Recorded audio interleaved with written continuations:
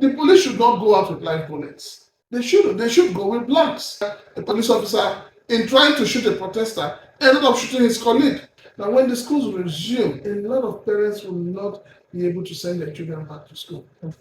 You will also see that there's going to be a fight between landlords and tenants because a lot of people don't even have money to pay their house rents. And the landlords, on the other hand, are increasing their rents. What we are saying now is going to be, it's a child's play to what lies ahead. Is it going to tell Nigerians, okay, go back, we're going to resolve this issue, go back, we're not buying a presidential jet, go back, I'm going to close down some, I'm going to make some ministries, go back, we're not going to spend the money to renovate the house of the vice president, go back, the money we have budgeted already spent on buying cars and all of that for the office of the wife of the president, we're going to retrieve it back. So what is he going to tell Nigerians?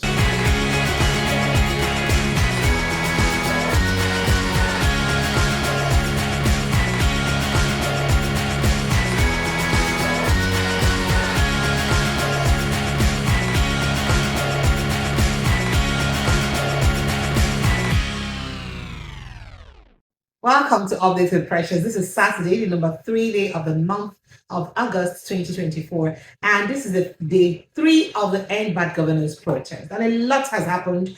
Day 1, day 2, and day 3. Remember that day 2, the one I gave you update already. For day 2, a lot did happen. So protesters thugs almost attacked protesters at Ojota, but the protesters have been on alert and guarding themselves to ensure that the thugs don't infiltrate them. There were accusations from a certain woman who said that thugs were there attacking her. The police were just onlooking, just by her side, around her, but they couldn't do anything. Like they really wanted the thugs to attack her so that because they don't come, Wahala don't come, then they can't disperse all of them, right? And quite a couple of other things happened yesterday. Of course, in other states where there were 24 hours curfew, some of those states, they even defy the curfew. Say, waiting, which curfew? By year, they entered the streets to protest. But day 3, today, boom, in Abuja, in front of the Moshood Abiola Stadium in Abuja, Nadia, where people gather, say, they come protest, and police come, they begin tear gas them, even begin shoot live bullets on them. This a very sad situation. Even in that Abuja today, stray bullets kill one young boy. Wait, this not follow this protest for Kubwa side of Abuja. Well, I have Prince Francis Chilaka with me in the house, and we'll be looking at things that has happened within this past few days of the protest. Prince Francis, thank you so much for joining me. Welcome. So let's look at the 2 day 3 of the protest. What do you think the government needs to do at this time? The Minister for Women Affairs, Uju Kennedy, has come to say, tell Nigerians, you know what, okay, it's okay, Mona, calm down. Honorables, Mona, off on a mic, President Bola Tinubu don't hear or you're not going to stop the protest. Quite a couple of others are calling for them to stop the protest. But is that just what they should do at this time? Because there were also rumors that one of their lawyers, Edward had said that they should stop the protest at this time, even though it turned out not to be exactly what he said. But do you think it's the right time for them to just suspend the protest? Well, the aim of the protest has not been achieved because this protest did not just take government unawares. Government was duly informed, and unfortunately, the government, rather than being proactive, they decided to become reactive. And also, they felt that they could intimidate Nigerians.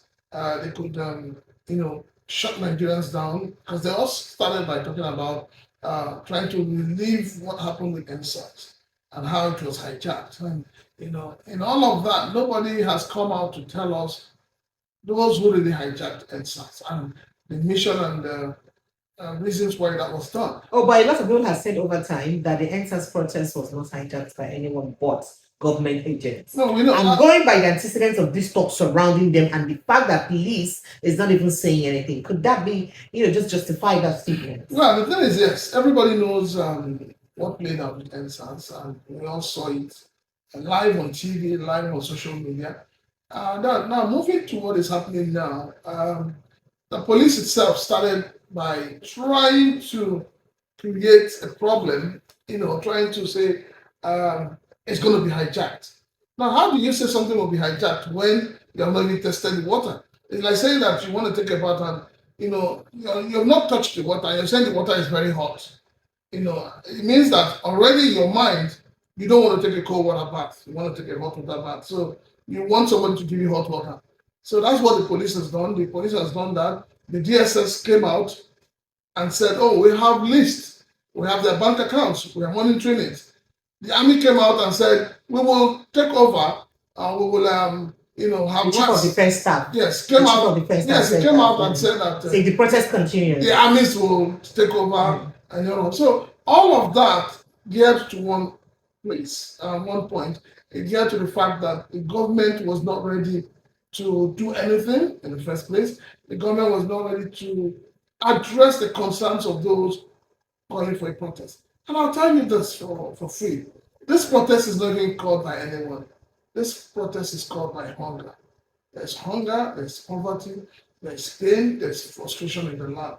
These are the things that have come for this protest, and government has not addressed it. Sadly, rather than addressing these issues, what did government do?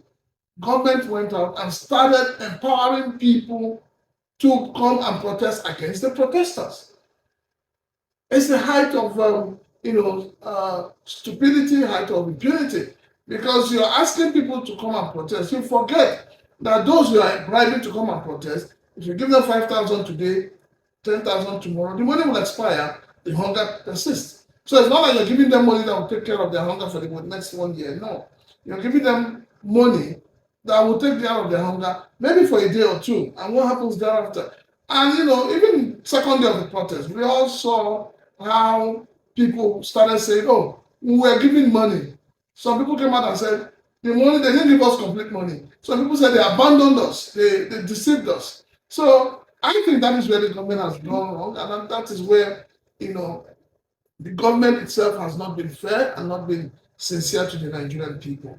So with all that has panned out so far, with the second day, with the targeting of some people in Abuja, with the curfew, as you mentioned, curfew were imposed. But second day, we saw most of the states that curfew were imposed. People came out to protest. They didn't come out because they wanted to cause mayhem, no. But they came out because everybody in Nigeria today is feeling the pains of bad governance associated with hunger, corruption, and lack of empathy from government. All right. So this stray bullet thing by the police, by the Nigerian police to the protesters in the National Stadium, in Abuja. What do you make of it? Because even journalists, their vehicles, you could see bullet shots in the vehicles of journalists, and it's really very worrisome. Did NSAS not teach us anything? Or must police use live ammunition on people who are protesting constitutionally? The truth of the matter is that Nigerian policemen are not trained to manage crowd. They are not trained to manage protesters. They are trained to kill. That's the only thing they understand. I mean, we know what led to NSAS, extrajudicial killing, harassment, intimidation.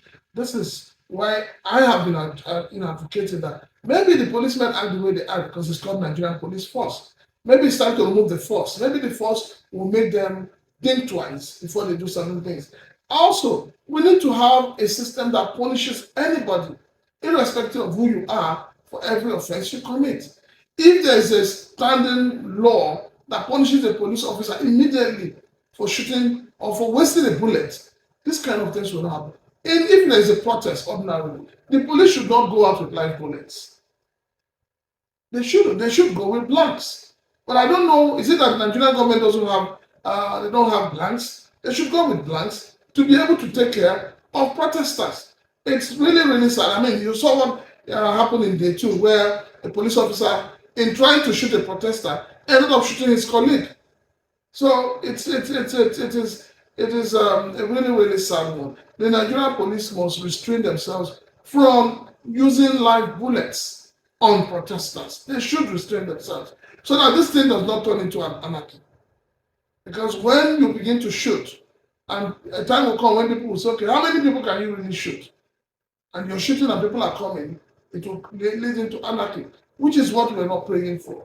We are praying that the Nigerian police should have the mindset of understanding that these are armless Nigerians. These are people who are exercising their fundamental human right as enshrined in the Nigerian Constitution. As it is right now, the DSS has cordoned off that area of the National Stadium. So more like telling protesters, you know what, we're not gonna go rest. However, here in Lagos State, protesters are saying that we know go grow, we will still come out tomorrow, maybe Sunday. Even though we know that a lot of religious people may want to go to church, they may not have the time to come out, but we'll still come out tomorrow, even if it means that we'll not have the full crowd that we had. But earlier today in Abuja, people thought that the crowd were a bit lesser because maybe the energy is getting weaker. Do you think people are getting tired to come out to protest? Because largely in Lagos, you still see a bit of, I don't want to say silence, because the streets are still not as full as it used to be. No, people are not getting tired. You need to understand how this protest is working out. You wake up in the morning, most people don't even have food to eat. They don't have food to eat. So what drives them out to this protest is the fact that they are hungry. Now, what is playing out in Abuja is very dangerous. It is not good for the Nigerian police. It's not good for the DSS. Neither is it good for the protester. When you condone off where people should gather, you end up really asking them to begin to look for new avenues.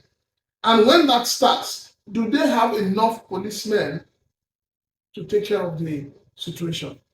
I mean, we saw yesterday in Lagos, it almost turned into a fracas where the police was insisting that the protesters must enter the garden, and the protesters are saying, no, there are thugs armed within and outside. So we would rather stay outside where we can defend ourselves than staying inside where we know, the Nigerian police will not be able to defend us. So, and I keep asking myself, why is it that the police officers are looking the other way around when they see these thugs? When those who are protesting genuinely are saying to the police, these are not part of us. These people, we don't know them. Why are the police people not arresting them? So it simply shows that the police, to a large extent, are also acting as a script.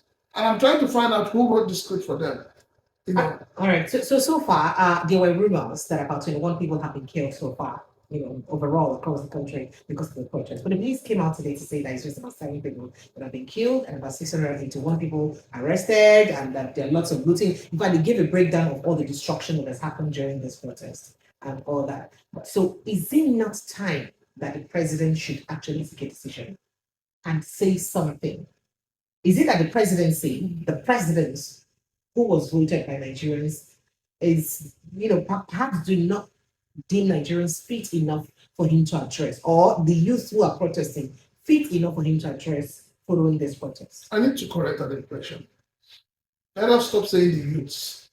If you look at most people who are coming out to protest, they're not just the youths. They are also adults, fathers, mothers. Yesterday something spectacular happened. I think it was yesterday when an 8-year-old girl came out to protest. Yes, 8 years old. And she said, and she had a placard that carried, yes, my dad can no longer pay my school fees. And the other placard said, even house rent. What she was carrying is the truth of what is playing out in Nigeria today. Well, thank God that the schools are on the sense, but I can assure you that when the schools resume, a lot of parents will not be able to send their children back to school. You will also see that there's going to be a fight between landlords and tenants, because a lot of people don't even have money to pay their house rents. And the landlords, on the other hand, are increasing their rents. So there's going to be, what we are saying now is a child's play to what lies ahead. I'm telling you the gospel truth. So the way it is, everybody's saying Mr. President should come and speak to Nigerians. And I ask myself, what is he really going to tell Nigerians? Is he going to tell Nigerians, okay, go back, we're going to resolve this issue, go back, we're not buying a presidential jet, go back, I'm going to close down I'm going to make some ministries, go back, we're not going to spend the money to renovate the house of the vice president, go back, the money we have budgeted already spent on buying cars and all of that for the office of the wife of the president, we're going to retrieve it back. So what is he going to tell Nigerians? Nigerians gave enough notice before this protest started, and everybody, rather than talk to Nigerians, he did not. So What do Nigerians really expect that the president will say today or tomorrow that will change the situation? So we're in a dilemma, so to say, very, very serious dilemma, because I, for one, as I sit here with you, I do not know what Mr. President will say that will change what is already on ground. And if he doesn't speak, do you think the protest will continue? Do you think they will have they can have that morale to continue? That's the thing. People can get tired and just move on. How will they move on? Nigerians don't have staying power, remember? No. When you say people will get tired and move on, when they move on, is it going to provide food for them? Is it going to provide shelter for them?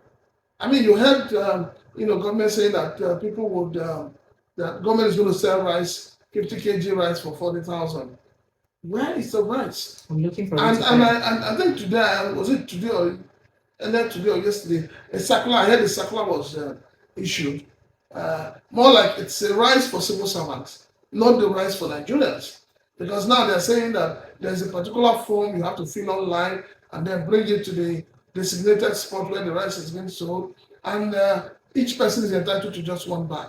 But that two people or more can come together to buy one bag to share. That line simply shows you the fact that there's hunger in the land. The government has not denied it. Unfortunately, we have the Senate president who has actually not spoken well as a Senate president. We have governors who suddenly are waking up and trying to prefer solutions. The question is, why were these solutions not preferred before now? So anybody asking Mr. President to come and talk to the people, what is he going to really say?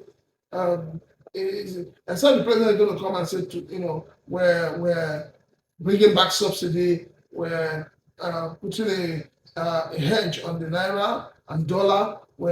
So I've been really thinking, just like every other Nigerian, what is Mr. President going to say that is going to be different?